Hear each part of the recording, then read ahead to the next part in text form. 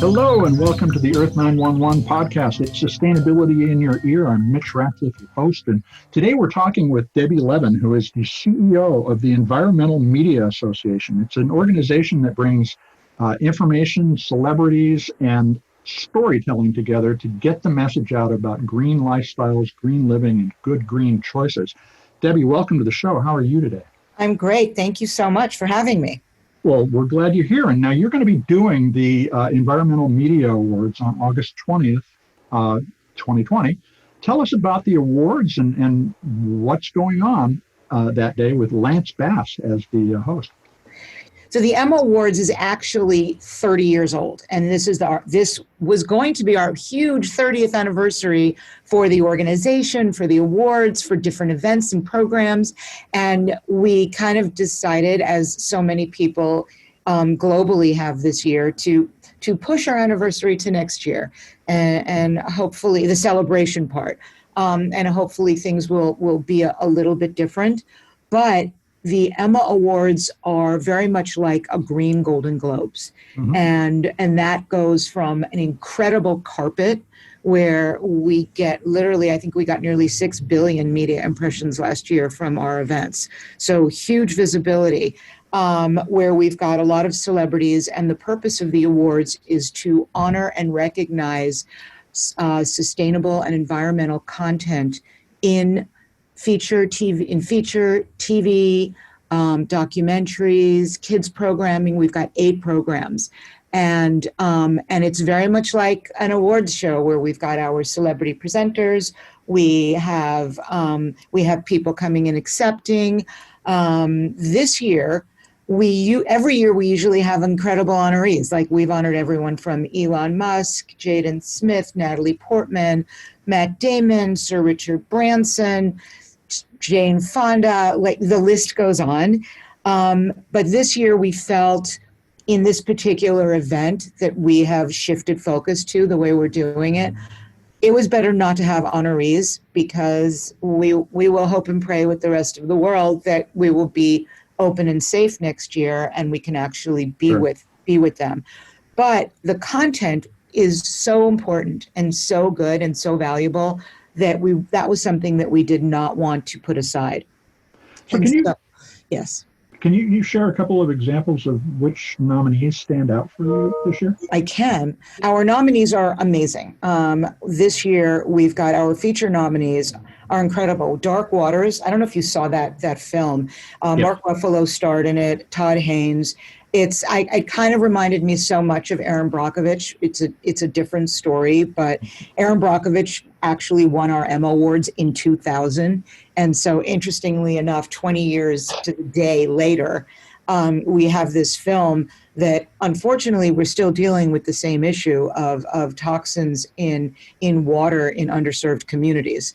And it's all the more resonating at this point since we've got so much more attention to with Black Lives Matter and really looking at Indigenous communities and seeing that the risks are so much higher there. And it's a really beautifully done film about a lawyer who is really, has been fighting and is still fighting for this particular issue.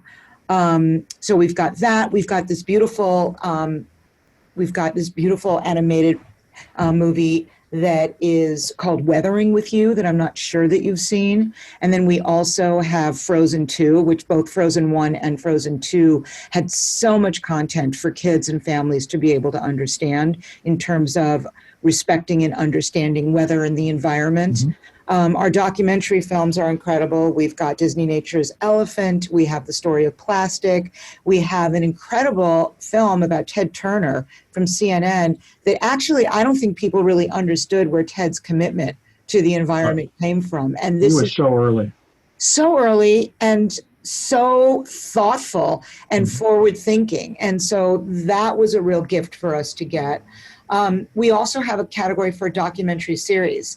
And we've got National Geographic gave us a really beautiful series about plastic pollution. Apple TV has its first nominee with their Home series, looking at a house in Sweden. What's Eating America, which was fantastic. There's a 60-minute series about Venice and the floods. Our TV drama we had so many amazing submissions that instead of 3, we actually have 4 submissions this year because we just couldn't narrow it down. And we've got Queen Sugar, Chernobyl, Madam Secretary, and Snowpiercer. And for comedy, The Politician was surprisingly all full of environmental and climate change messaging, which I thought was great for Netflix. And It's Always Sunny in Philadelphia was fantastic. Mixed-ish was incredible because they talked about Earth Day in the 70s. Mm-hmm. And so that was wonderful. We've got reality with Shark Tank and Project Runway, Property Brothers, children's TV, variety. We've got Little Big Shots, John Oliver, Jimmy Kimmel. So you can see that it's very much a very, very much consistent with what popular viewing is like. And our whole mission is really to make sure that we are able to be the voice in pop culture that can really share the sustainability message and empower the individual to be able to say, I can do that and really be able to make a difference. Because at the end of the day, it's all about our family. And everybody wants to be safe. So you've been doing this, you've been the CEO for about 20 years of the 30-year history of the EMA. How has the media environment changed during that time? I remember when talking about green issues, sustainability was just, it just didn't happen. Is this a rapidly expanding theme across media? I think it's kind of like the rapidly that, takes forever. But yes, it's when I took over, it was, I had not even known anything about the sustainability from the media. It was so quiet, and it was very much about, there were people who were big environmentalists and they lived in their own world, and they spoke to each other, and the general public was not aware of things that were going on globally in terms of the environment. You'd hear about a catastrophe here and there, but there was nothing really. There was a couple of celebrities like Ed Begley Jr., the dear, wonderful, wise Ed Begley, who's been doing this forever, as has Blythe Danner and several other of our board members. But, Ed was the quirky actor who took a bicycle to the Oscars. Yeah. But other than that, that was it. And I think that that was the most important thing to me when I took over the organization in the early 2000s, was making sure that the voices were young, because the environmental movement tended to be older. It also tended to be very white, to be transparent. It was sort of, that's kind of what the face of it was. And I have kids, and my kids were young, they were in high school then. And I thought, well, if they don't think this is cool, then who are we speaking to? They're the ones that it matters. They're the ones whose lives are going to be impacted. And so I started getting a lot of younger board members and really speaking towards a demographic that was dominating the press. At that point, that was before social media, but you had all of the entertainment shows and the weeklies, and our job was really to get that noticed. Interestingly, around the same time, Toyota was coming out with the Prius in 2001, and we met Toyota. And when we met the marketing team at Toyota, they were trying to figure out how to market this.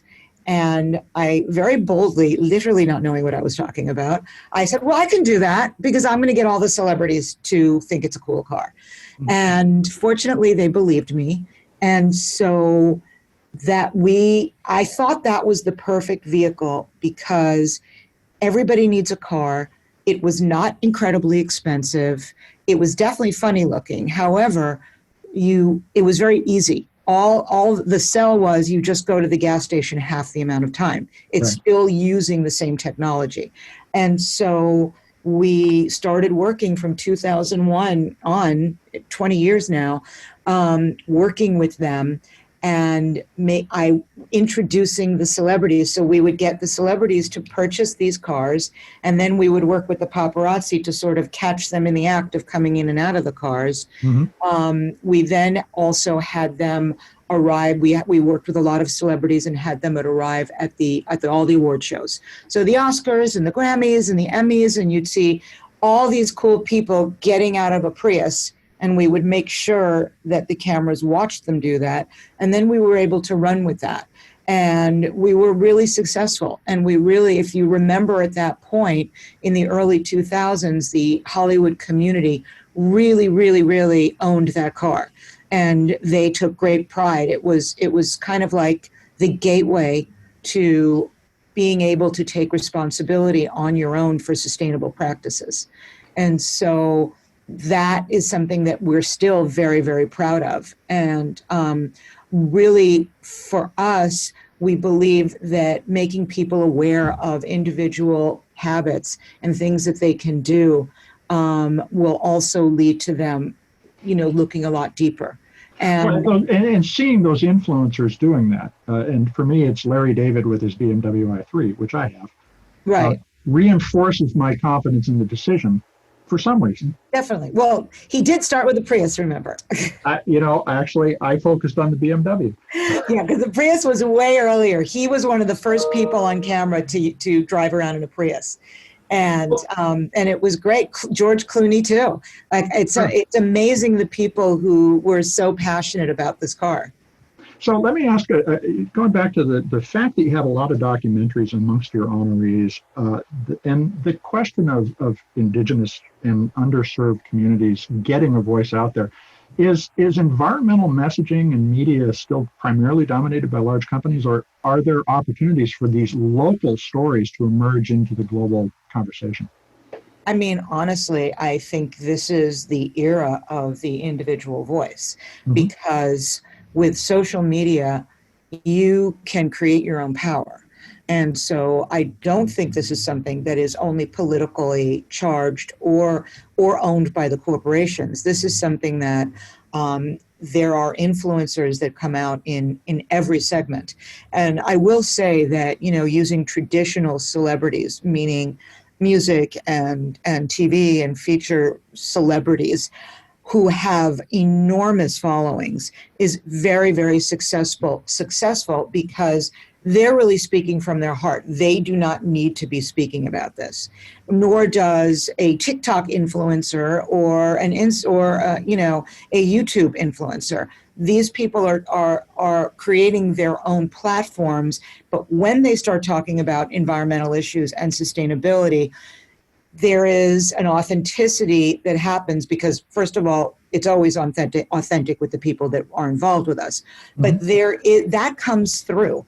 We recently have started a series, speaking about pivoting to virtual, we started a series called EMA Talks, where we've got celebrities having like hour conversations with scientists or doctors. We're working with Harvard and their climate and health division. We work with a lot of other organizations, and they supply the experts and we supply the talent. So yesterday we just launched one with Nikki Reed and Eric Christian Olsen, and it was Nikki Reed and Sarah Olsen, and already we've got nearly 200,000 views from yesterday afternoon.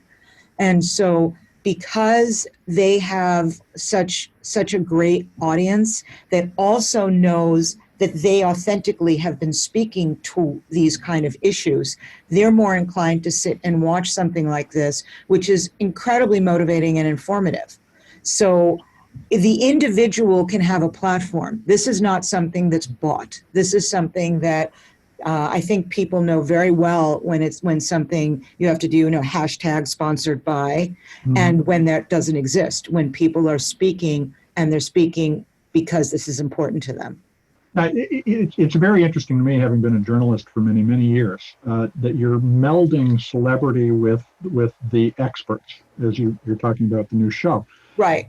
And for a lot of people who resist green thinking, and I always find that once they come around strongly and are fully convinced.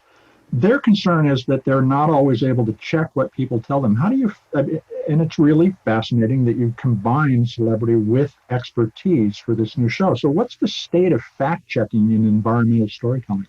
I mean, I think that you have to fact check, or else you can't be caught with misguiding the public, because now more than ever, because everybody can just Google something in 3 seconds, which of course that doesn't really mean it's true either. But Right. if you are actually looking for facts, it's something that we as an organization really dot our I's with that, because we do deal with celebrities. And we know that there is that skepticism that is inherent. However, again, when speaking to these issues, there's no reason for them not to be telling the truth. And there's no reason for us not to be, giving them the best information. So it's very different, I would say, than when celebrities and influencers or prominent people talk about their political leanings. That's something that I don't think is accepted as well, because that's an opinion. Mm-hmm. When we're talking about sustainability and health and keeping your family safe and new technologies and innovation, these are all things that everybody would like to learn. And this is not something that the talent that's involved is required to do. And I definitely think in my 20 plus years, we've never had any pushback from who the messenger is, because I think that we're really thoughtful. The other thing about it is if you look at our board members, we have everyone from Jaden Smith, Malin Ackerman, as I said, Ed Begley. We have Drew Scott, Property Brothers, Ian Somerhalder, Karishi Tran. We've got so many people that have also been on our board for years. Lance Bass, who is our co-chair and who's hosting the event. We were joking the other day. I mean, I think that he had just finished his last NSYNC tour and he joined our board. We met. He knew nothing about the environment. He was invited to this fun evening that we did ages ago, in the 2000s, where we invited a bunch of young Hollywood stars. And again, this was before social media. And then we had some studio heads and some producers and directors and people like Ed Begley, who were older, who had been in the environmental movement for a while.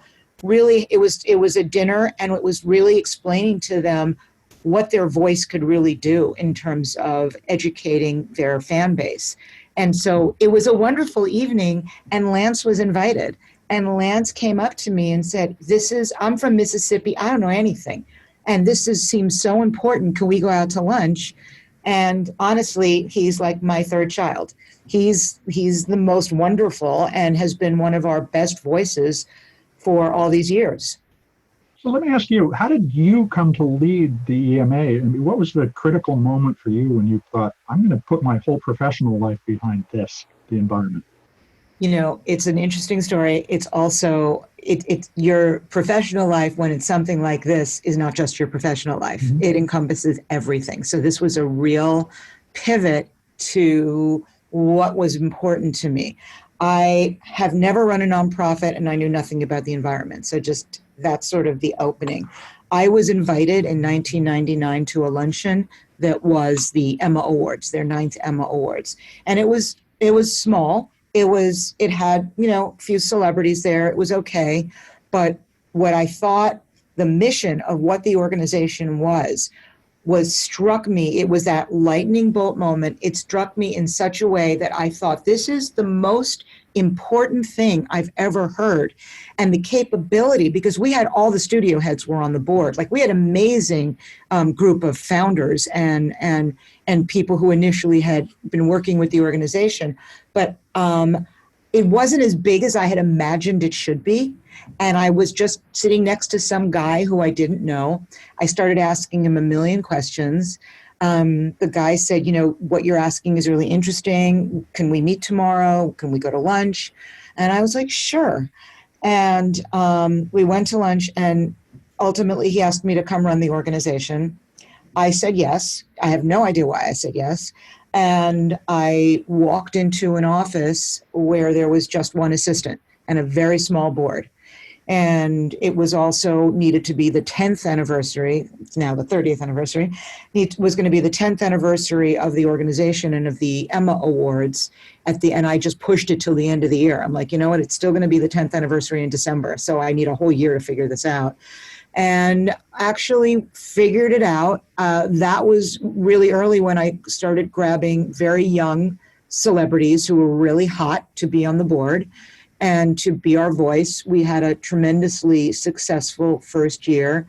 And I sort of realized that this was something that I understood. For whatever reason it was, I understood what was needed in order to be able to tell the story that we needed, that the world needed to understand, and to do it in a way that was relatable. Because I feel like the other environmental organizations, their job is not to be, they're not supposed to be relatable in the same way. They have their own programs and mission.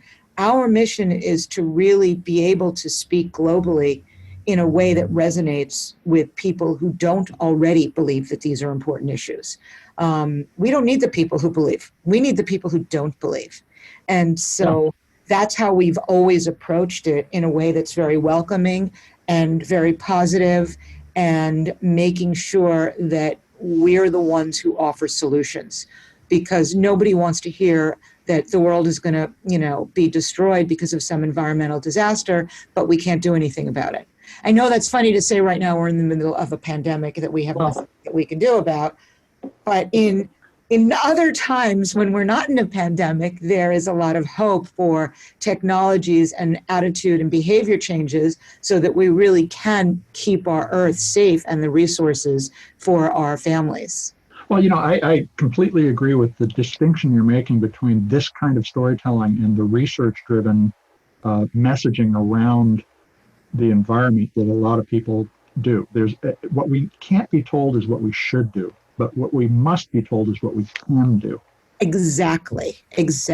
That's exactly our approach. And again, I was going to say, welcoming people in a way that there is no perfect, that everybody is on their own journey, and that we applaud every step of the journey. We actually say we help people pick their own shade of green. But let me ask you a question, because you just mentioned the pandemic. In a lot of ways, the pandemic is a foreshadowing of what happens to supply chains, to people's lives. They might be moved by climate change within the next 20 to 50 years. How does the pandemic create new opportunities for discussions that we haven't had before about climate change? I think that because of the pandemic, we're actually watching the oceans become cleaner, the air become cleaner, because people aren't driving as much. We're watching the benefits of what could happen if we are more cautious and responsible in how we function in the world. Obviously, air travel is down to a degree that it's catastrophic for the economies.